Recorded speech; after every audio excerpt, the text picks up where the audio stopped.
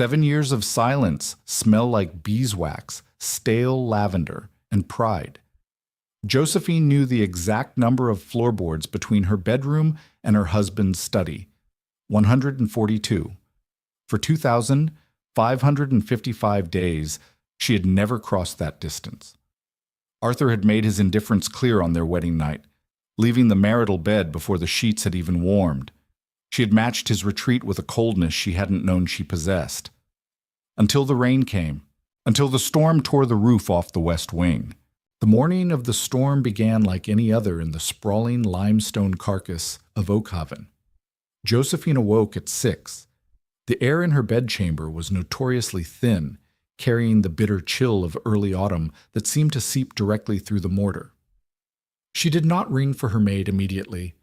Instead, she lay staring at the canopy above her, counting the familiar water stains on the plaster ceiling. One looked faintly like a hunting dog, another, a deformed pear. She threw back the heavy wool blankets.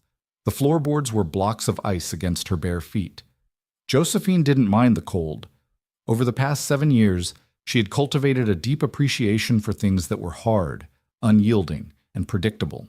Downstairs, the breakfast room was an exercise in vast, unnecessary proportions. A mahogany table, long enough to seat 20, dominated the space. Josephine sat at one end. Arthur sat at the other. The silence between them wasn't empty. It was thick, layered with the scraping of silver knives against porcelain plates, the hollow clinking of crystal jam jars, and the rhythmic, asthmatic ticking of the grandfather clock in the hall. It was a silence they had constructed together, brick by brick, since the night they were wed. Arthur turned the page of the Times.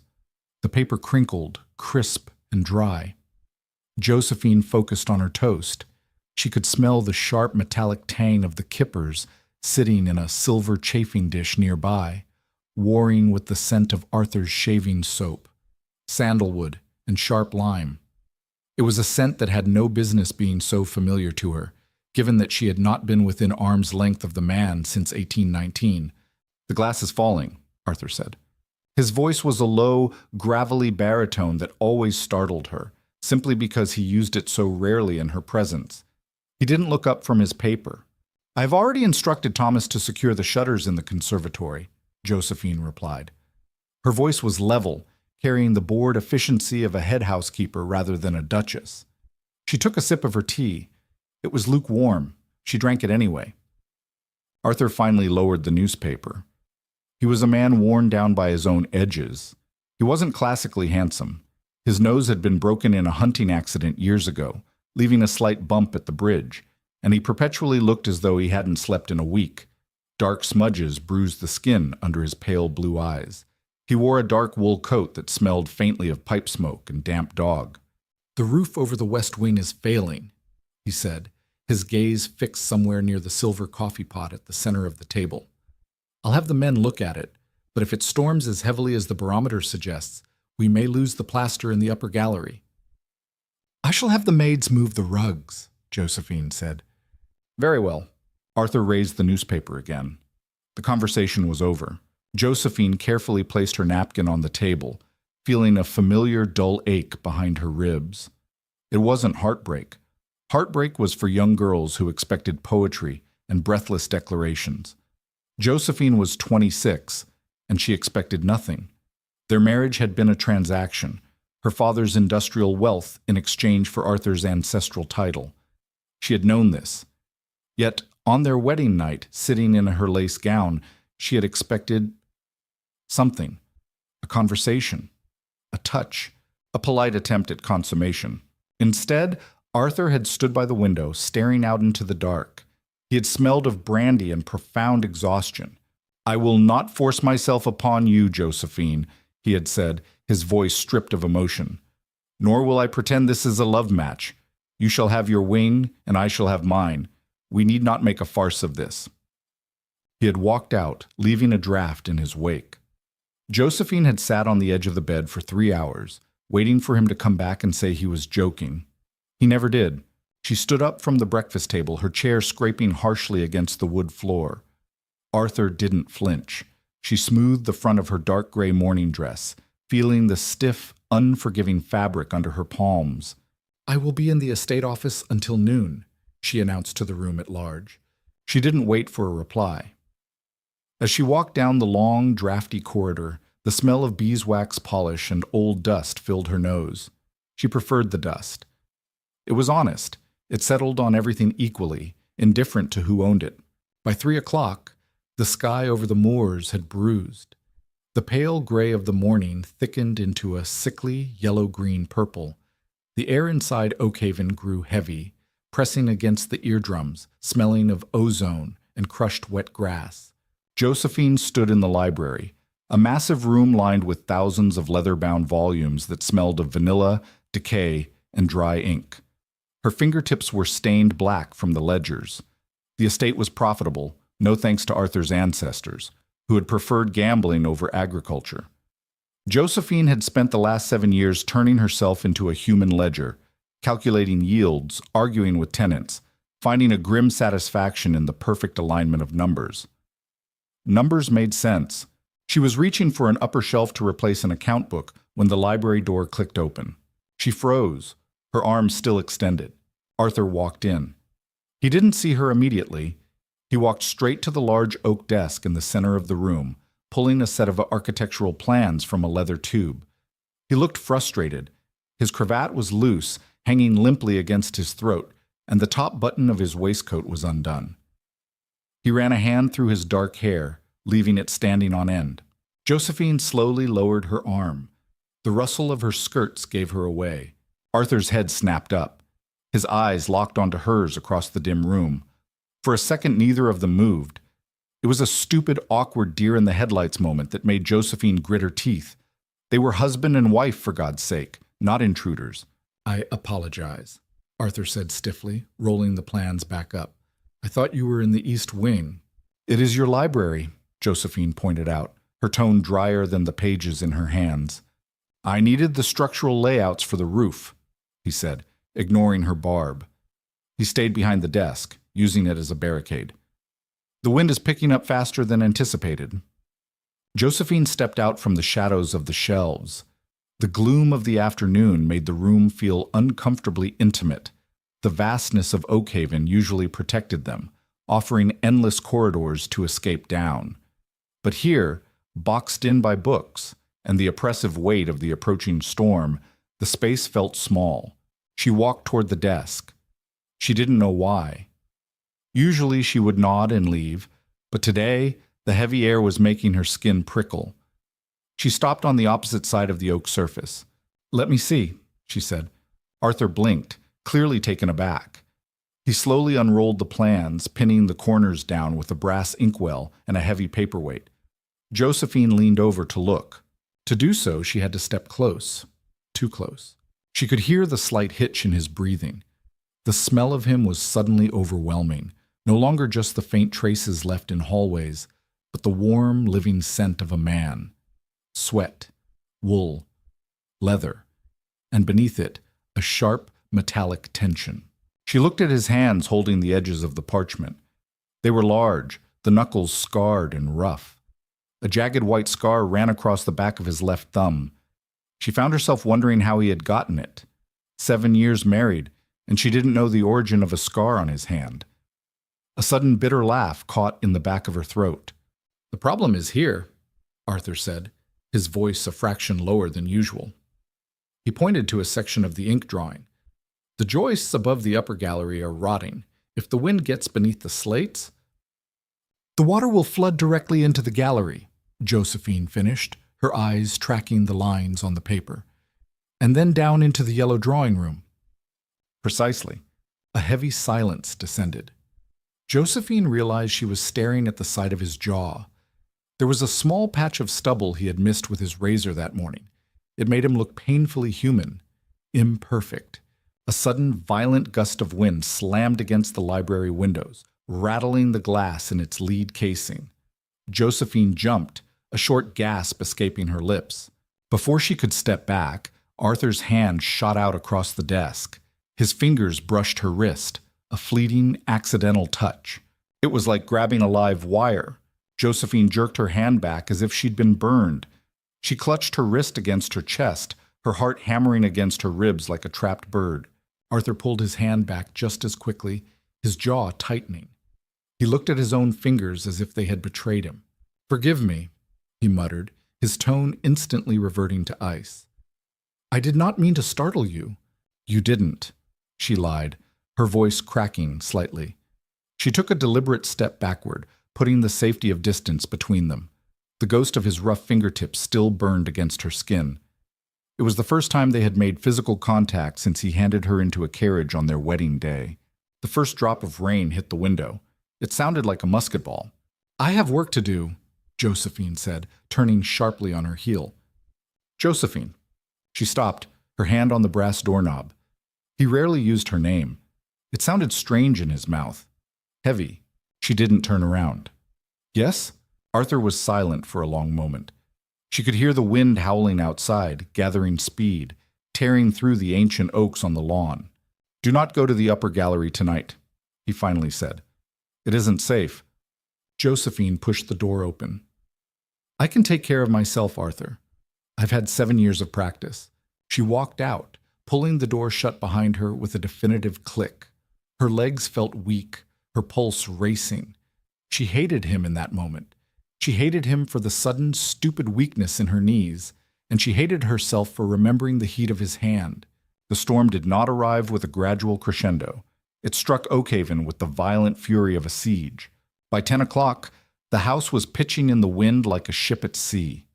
The stone walls groaned, a deep, structural vibration that traveled up through the soles of Josephine's slippers. She sat in her bedchamber in the east wing, wrapped in a thick woolen shawl over her cotton nightgown. A single oil lamp flickered on her vanity, casting frantic dancing shadows across the floral wallpaper. She couldn't sleep. The noise was deafening, a relentless, shrieking roar of wind punctuated by the explosive crack of thunder that seemed to shake the dust from the rafters. The air in her room was freezing, smelling heavily of damp earth and crushed slate. Bang! A door slammed shut somewhere down the hall. Josephine stood up, clutching the shawl tighter around her shoulders. Her bare feet were numb against the floorboards. She walked to the window, cupping her hands around the glass to peer out. She could see nothing but a wall of black water. The rain was blowing sideways, lashing the glass with ferocious intensity. Suddenly a sound tore through the cacophony of the storm. It wasn't the wind. It was the distinct, sickening crunch of splitting timber, followed by the heavy, cascading crash of stone falling inward. It came from the upper gallery. Josephine didn't think. She grabbed the oil lamp and bolted for the door. The corridors were pitch black, the drafts having blown out the wall sconces long ago. She ran, her nightgown tangling around her ankles. She didn't care about Arthur's warning. The gallery housed her mother's rosewood piano and a dozen crates of imported silk she had purchased for the estate's redecoration. She was not going to let them rot in the rain because of a little rotting wood. She burst through the heavy double doors into the upper gallery. The scene was pure chaos. A massive section of the roof had caved in. Black freezing rain was pouring through a gaping hole in the ceiling like a waterfall. Slabs of wet plaster and shattered slate littered the Persian rugs. The wind was whipping through the room, knocking over a pedestal table and sending a porcelain vase smashing to the floor. "No!" Josephine gasped. She set the lamp on a side table that was relatively dry and ran toward the center of the room. The crates of silk were directly under the deluge. The rain hit her instantly, shocking in its icy brutality. In seconds, her hair was plastered to her skull, her shawl heavy and saturated, pulling her down. She grabbed the brass handle of the nearest crate and pulled. It barely moved. "Move, damn you!" She screamed over the roar of the wind, digging her heels into the sodden rug. She strained, her muscles burning, her hands slipping on the wet brass. "What in God's name are you doing?" The voice ripped through the darkness, harsh and terrified. Josephine wiped the freezing water from her eyes and turned. Arthur was standing in the doorway. He looked wild. He wore only a pair of dark trousers and a thin linen shirt that was completely soaked, clinging to his chest and shoulders. He had no boots on. He held a lantern high, its light catching the furious panic in his eyes. "The silk!" Josephine yelled back, pointing at the crates. "Help me move them!" "Are you insane?" Arthur shoved the lantern onto a dry table and sprinted into the deluge. He grabbed her arm, his grip like a vice. The rest of the joists could come down at any second. Get out of here. No! Josephine fought him, twisting her arm. Her bare feet slid on the wet plaster. They cost a fortune. Just pull the other side. Forget the damned silk, Josephine. He yanked her toward him. She stumbled, slamming hard against his chest. The breath was knocked out of her. For a split second, time stopped. She was pressed entirely against him. She could feel the hard, frantic thumping of his heart through his wet shirt. The heat radiating off his skin was a shocking contrast to the freezing rain beating down on them. He smelled of rainwater, sweat, and blind panic. She looked up. His face was inches from hers. Water dripped from his dark hair, running down the bridge of his nose, catching on his lips. His jaw was clenched so hard, a muscle twitched in his cheek. He looked down at her, his pale blue eyes wide, entirely stripped of the cold indifference he had worn for 7 years. He wasn't looking at a duchess. He wasn't looking at an estate manager. He was looking at her. "Let me go," she whispered. She didn't know if she said it or if she only thought it. Above them, the wood groaned, a sharp, cracking sound like a gunshot.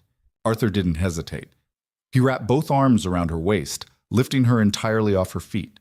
"Arthur, put me down!" she shrieked, kicking wildly as he carried her away from the center of the room. "Quiet!" he barked. He threw them both backward, diving toward the doorway just as the remaining section of the ceiling gave way.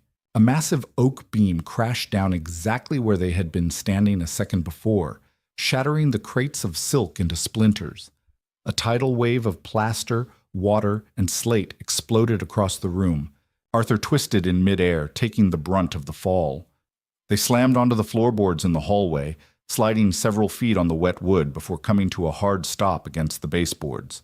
Josephine lay on top of him, gasping for air. The wind howled through the ruined gallery, but in the hallway, it was eerily quiet. Her ears rang. Her hands were planted flat against his chest. She could feel the rigid muscles of his stomach heaving beneath her palms as he struggled to catch his breath. His arms were still wrapped tightly around her back, locking her against him. She lifted her head slowly. Arthur's eyes were closed, his face pale, his breath coming in ragged gasps. A thin line of blood trickled from a cut near his temple where a piece of flying slate must have grazed him. "Arthur?" she choked out. Her voice was trembling, not from the cold, from the sheer, terrifying proximity of him. His eyes snapped open. They were dark, dilated, fixed entirely on her. His chest rose and fell beneath her hands. He didn't let her go. If anything, his grip tightened. "You foolish, stubborn woman," he breathed, his voice raw. He reached up, his rough, calloused hand brushing a wet lock of hair from her cheek. His thumb rested against her jawline. The touch was burning hot. It wasn't an accident this time. It was deliberate, heavy, and absolutely terrifying. For 7 years, she had convinced herself she felt nothing. But as his thumb stroked her jaw in the freezing, ruined darkness of the hallway, Josephine realized with a wave of utter panic that she felt everything. The thumb resting against her jaw felt like a brand iron. Josephine didn't breathe. The howling wind in the ruined gallery behind them seemed to fade into a dull, rushing hum. She stared down into Arthur's pale blue eyes, watching the erratic flutter of his pulse at the base of his throat, where the wet linen clung to his skin. He was looking at her mouth. Panic, cold and sharp as a butcher's knife, finally pierced through the shock. Josephine scrambled backward, her wet skirts twisting violently around her legs. She scrambled off his chest, her bare feet slipping on the slick floorboards until her back hit the opposite wall. She pulled her knees to her chest, shivering violently. It wasn't entirely from the freezing water dripping from her hair. Arthur lay there for a second longer, staring at the empty space she had just occupied. Slowly, heavily, he pushed himself up into a sitting position. He dragged a hand down his face, smearing plaster dust and water. His knuckles were bleeding. "I apologize," he said. The gravel was back in his voice, thick and defensive. He didn't look at her. Adrenaline. "You are bleeding." Josephine said. Her voice sounded thin, reedy. She hated it. She cleared her throat, forcing the iron back into her spine. Your head. Arthur touched his temple. His fingers came away stained a bright, startling crimson. He stared at his own hand with mild, detached irritation, as if a servant had spilled tea on his boots. It is nothing. A scratch from the slate. He grabbed the edge of a heavy oak console table and hauled himself to his feet. He swayed slightly, his wet trousers dripping onto the rug. He looked massive in the dim light, wild and unkempt, completely divorced from the rigid aristocrat who sat at the opposite end of her breakfast table. "It is bleeding profusely, Arthur," Josephine said, forcing herself to stand. Her legs felt like wet paper. "Head wounds bleed. You need it cleaned before you track mud and blood across the entire first floor." It was a ridiculous thing to say. Half the house was currently exposed to a torrential downpour, but practicalities were a life raft, and Josephine clung to them. Arthur looked at her. Really looked at her. Her nightgown was entirely translucent where it was wet, plastered to her skin. Her shawl was ruined. She stood barefoot in the debris, trembling like a stray dog, yet still managing to sound like an imperious headmistress. A muscle feathered in his jaw. He stripped off his ruined linen shirt in one violent, fluid motion, leaving him bare-chested in the freezing corridor. Josephine gasped, taking a reflexive step back. Arthur ignored her reaction.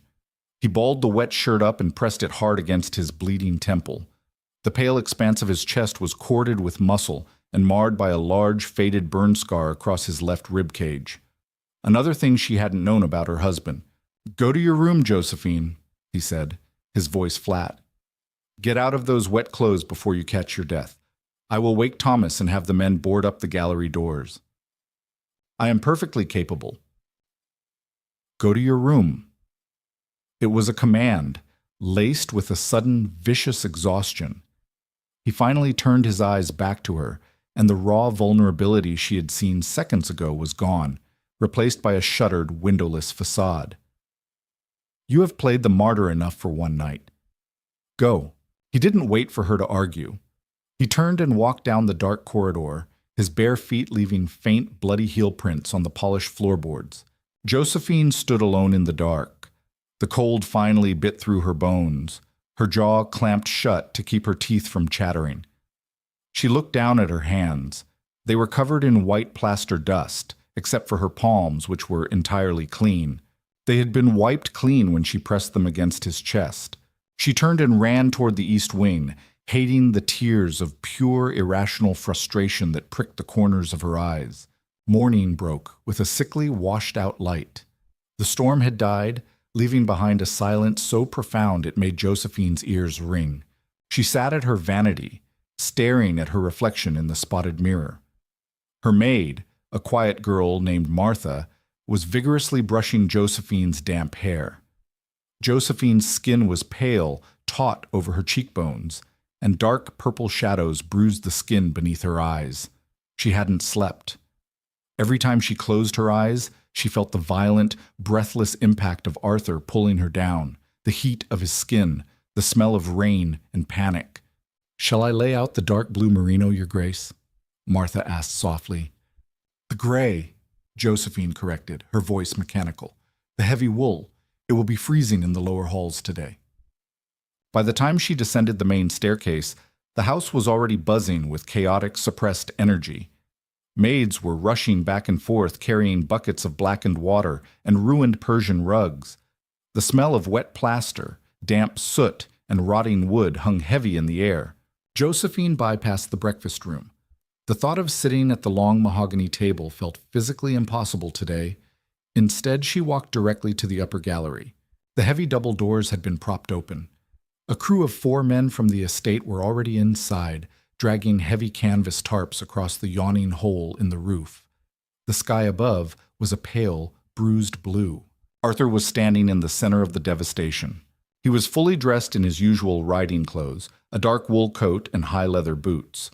He looked entirely put together, except for the crisp white bandage wrapped around his temple, and the fact that he was barking orders with a volatile energy she had never seen in him. Anchor the ropes to the stone balustrades, not the wood, he shouted over the noise of sliding slate. The joists are rotten through, they won't hold the tension.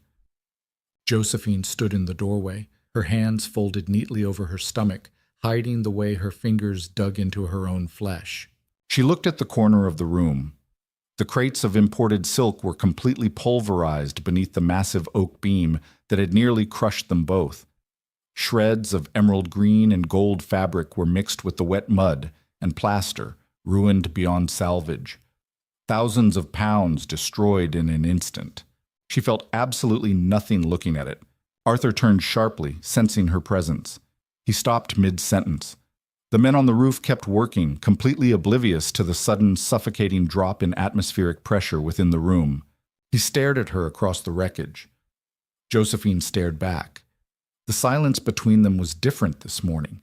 It wasn't the dead, empty quiet of the past 7 years. It was a tight, vibrating string, pulled dangerously close to the snapping point. He began to walk toward her, navigating the debris with heavy, deliberate steps. Josephine fought the overwhelming urge to take a step backward. She held her ground, lifting her chin slightly as he stopped 3 feet away. He smelled of strong black tea, saddle leather, and the sharp medicinal tang of iodine. "The architect will be here by noon," Arthur said.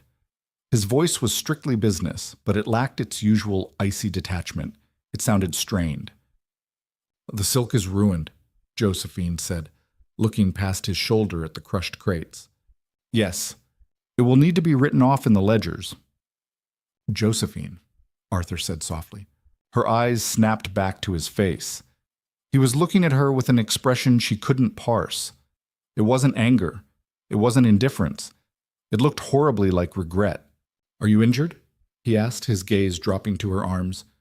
"No." "You are certain? You fell hard." "You broke my fall," she replied flatly. "I'm perfectly fine." Without thinking, Arthur reached out.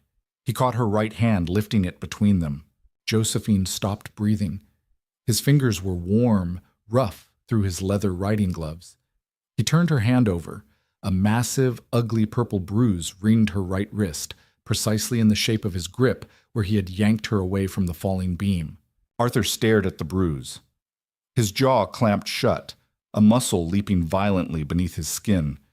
He dropped her hand as if it had burned him. "Have Martha fetch you some arnica," he said hoarsely, taking a rapid step backward. "It doesn't hurt," Josephine lied, snatching her hand back and hiding it in the folds of her gray skirt. "I handled you roughly. I apologize. You saved my life." "I bruised my wife," he countered bitterly, his eyes darkening. He looked away, staring fiercely at a shattered porcelain vase on the floor. "I told you to stay out of the gallery. You never listen." "I have managed this estate for 7 years, Arthur. I do not take orders. I give them." "Even when the roof is caving in?" he snapped, his temper flaring, sudden and hot. "Especially then," she fired back, surprising herself with the volume of her own voice. Several of the men on the roof paused, looking down. Arthur noticed. He pressed his lips into a thin, white line, mastering himself with a visible, agonizing effort. "I will be in the estate office dealing with the architect," he said, his voice dropping back to a frigid monotone. "Stay out of this wing today." He stepped around her and walked out into the corridor. Josephine watched his broad shoulders disappear into the gloom, her chest heaving, her right wrist throbbing with a phantom heat that had nothing to do with the bruise. By 10 o'clock that night, Oakhaven had settled into a restless, damp quiet. The canvas tarps held against the wind, but the house still felt violated, exposed. Josephine sat in the wing-back chair by the fireplace in her bedchamber. A small fire crackled in the hearth, doing little to chase away the deep, bone-chilling dampness that had permeated the stone walls. She was dressed in her heavy nightgown, a thick wool blanket draped over her lap.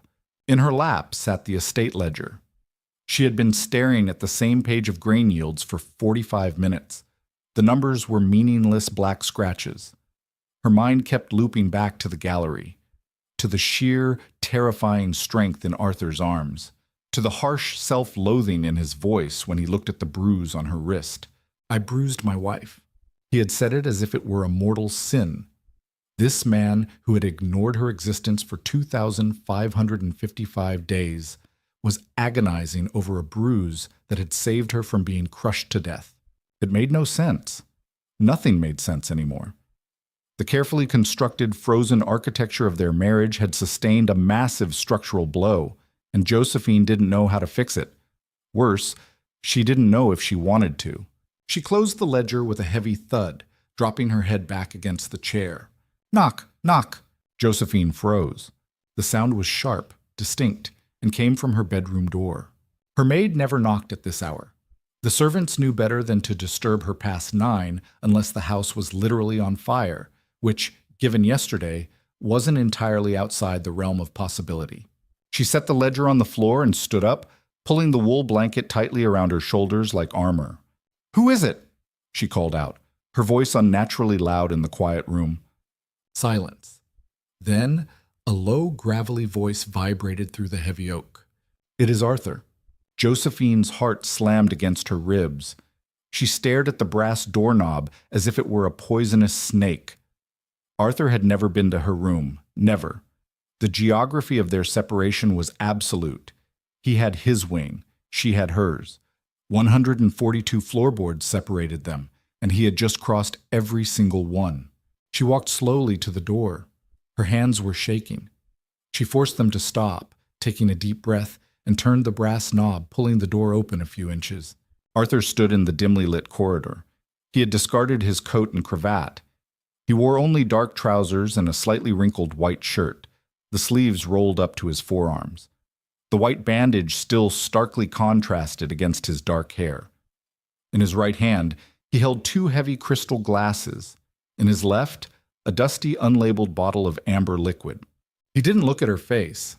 He looked at the floorboards just past her bare toes. "The house is freezing," he said. His voice was stiff, rehearsed. "I found a bottle of my grandfather's cognac in the cellar.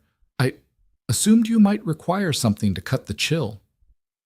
It was an excuse, a flimsy, transparent, terrifyingly human excuse. Josephine stood in the doorway, blocking his path. She should send him away. She should say thank you, take a glass, and shut the door in his face. That was the rule. That was how they survived. She looked at the jagged cut on his temple, peeking out from beneath the bandage. She looked at his knuckles, still raw and scraped from dragging her across the floor. Slowly, Josephine stepped back, opening the door wider. She didn't say a word. Arthur hesitated for a fraction of a second, his jaw tightening, before he stepped across the threshold. He looked entirely too large for her room. Her bedchamber was decorated in muted greens and creams, smelling faintly of dried lavender and beeswax. He smelled of smoke, old cognac, and tension.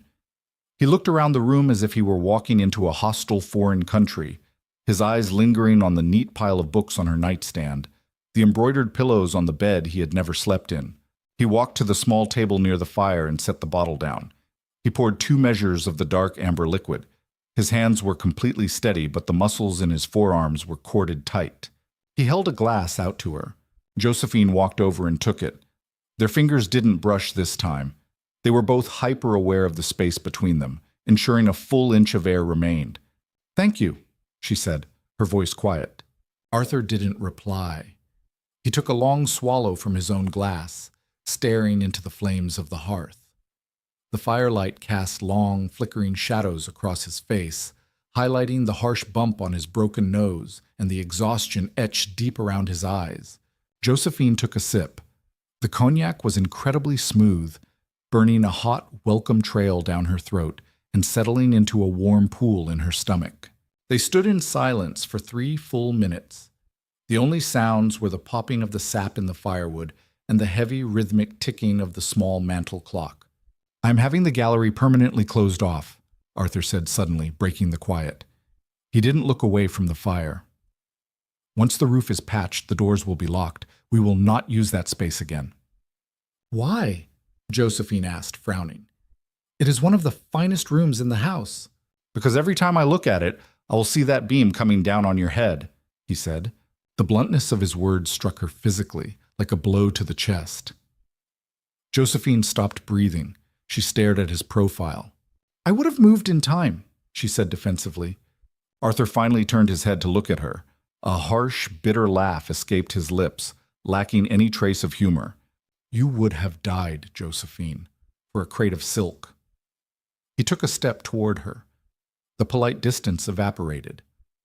You planted your feet in a collapsing room and tried to drag 100 pounds of dead weight because you are too damned stubborn to let anything go.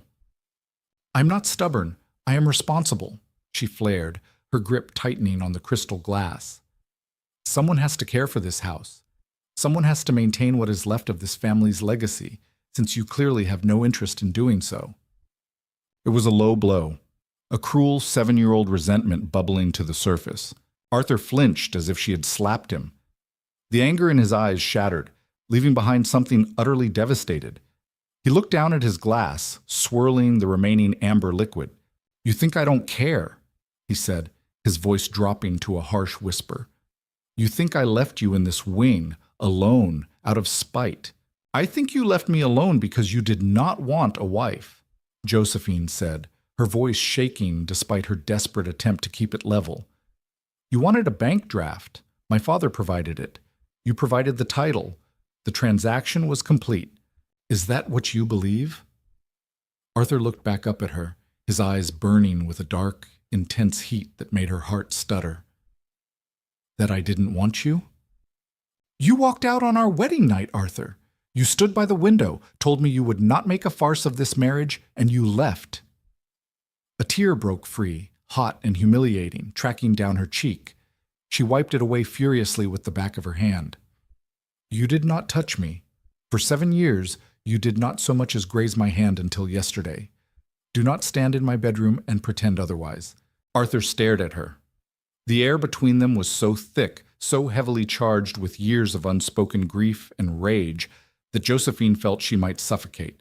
Slowly, Arthur set his glass down on the table. The crystal clicked sharply against the wood. I walked out on our wedding night, Arthur said, his voice terrifyingly quiet, because you were 19 years old, trembling like a trapped bird in that lace gown. You looked at me with such absolute, undisguised terror that it sickened me. Josephine froze. I wasn't terrified. I was nervous. You were terrified, he corrected softly. He took another step closer. He was deeply in her space now, close enough that she could feel the heat radiating from his skin. Your father sold you to a man 10 years your senior, a man you had met exactly 3 times. I looked at you sitting on the edge of that bed, and I knew that if I touched you, it would be a violation. It would be a duty forced upon you by a contract you never signed. He raised his hand. For a second, Josephine thought he was going to touch her cheek. Instead, he stopped an inch away, his fingers hovering in the air, trembling slightly. I told myself I would give you time, he whispered, his eyes dropping to her mouth. I would give you a month to settle in, then a month turned into 6, then a year, and by then, you had built such a perfect fortress of ice around yourself, Josephine. You looked at me with such absolute disdain at every breakfast, every dinner. You became so brilliantly, flawlessly cold, I thought. He swallowed hard, his hand dropping back to his side. I thought you hated me, and I could not bear to force myself on a woman who despised the very sight of me. Josephine stared at him, her mind reeling. 7 years of resentment, of bitter assumptions suddenly cracked and splintered, exposing a foundation built entirely on mutual, devastating misunderstandings. I didn't hate you, she breathed, her voice cracking. I was waiting for you. Arthur closed his eyes, a ragged breath shuddering through his chest. When he opened them, the rigid control he had maintained for almost a decade was entirely gone. He didn't step back. He stepped in. He stepped in.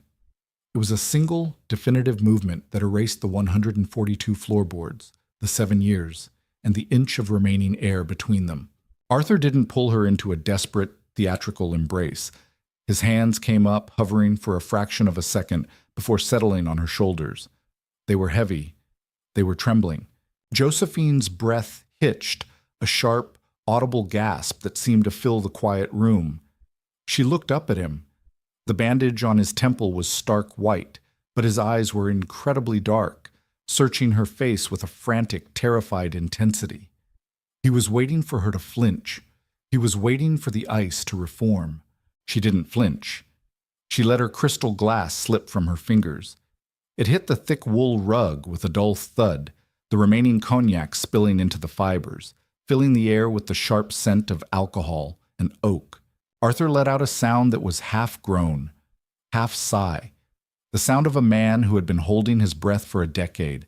His hands slid from her shoulders to her neck, his thumbs tracing the line of her jaw, rough calluses scraping gently against her skin.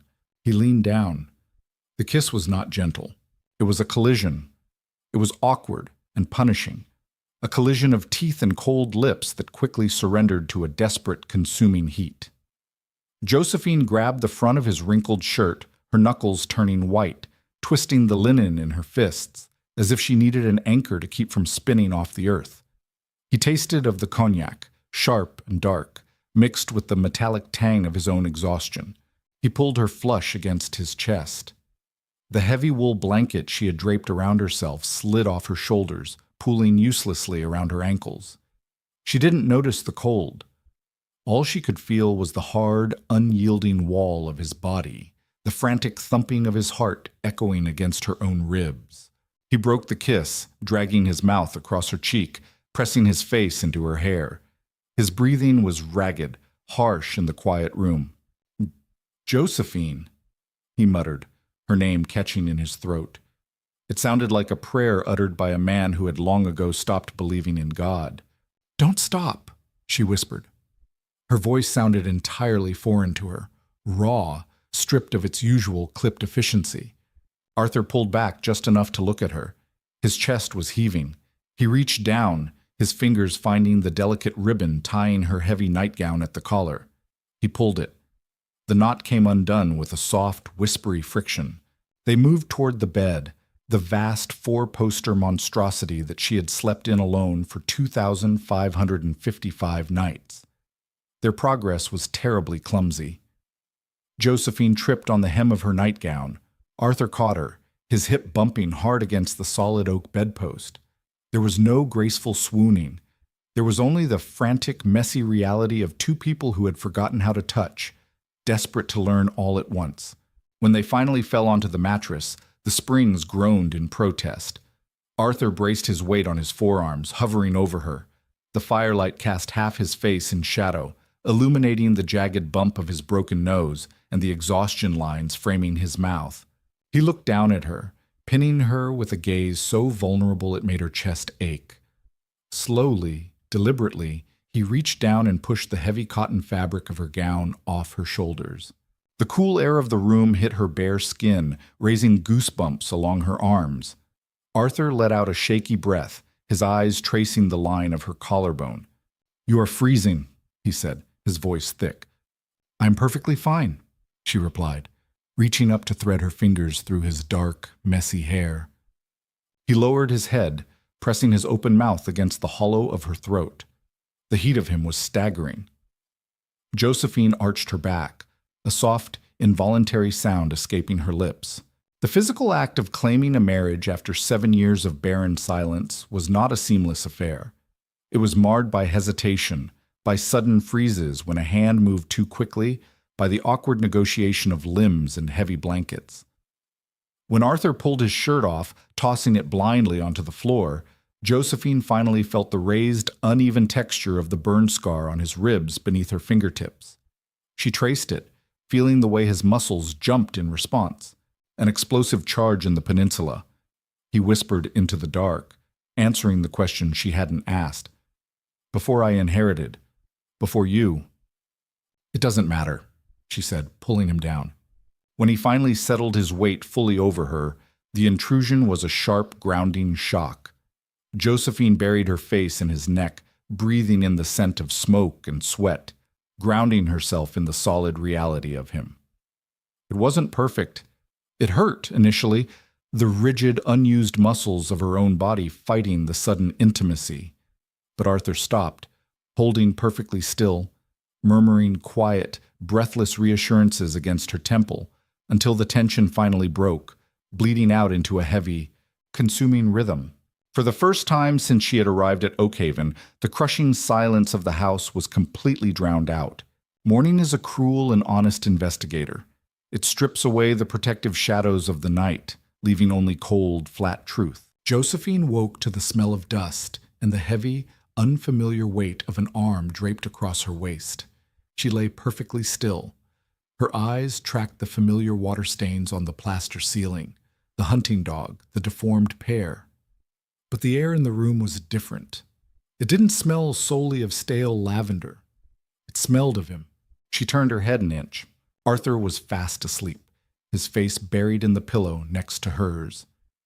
In the harsh gray morning light, he looked every bit of his 36 years.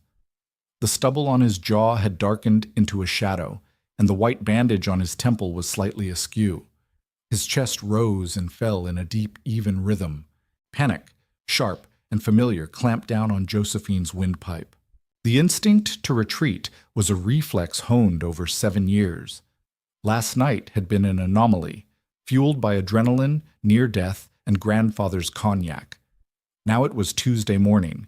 She was the Duchess of Oakhaven, the human ledger. She had to meet with the tenant farmers in 3 hours.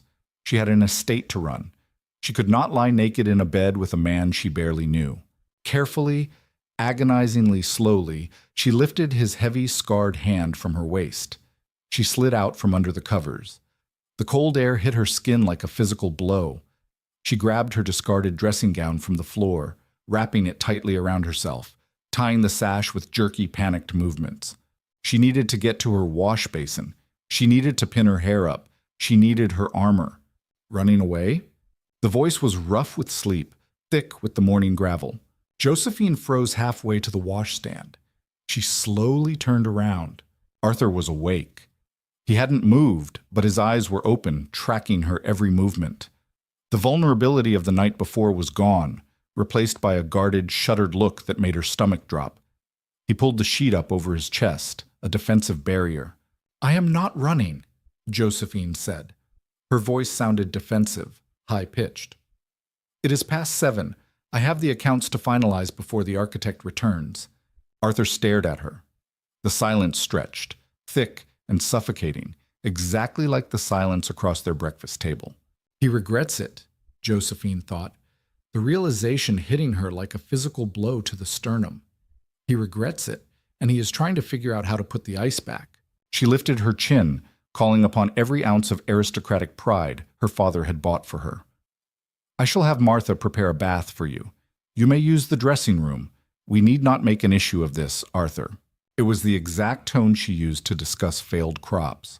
Arthur slowly sat up.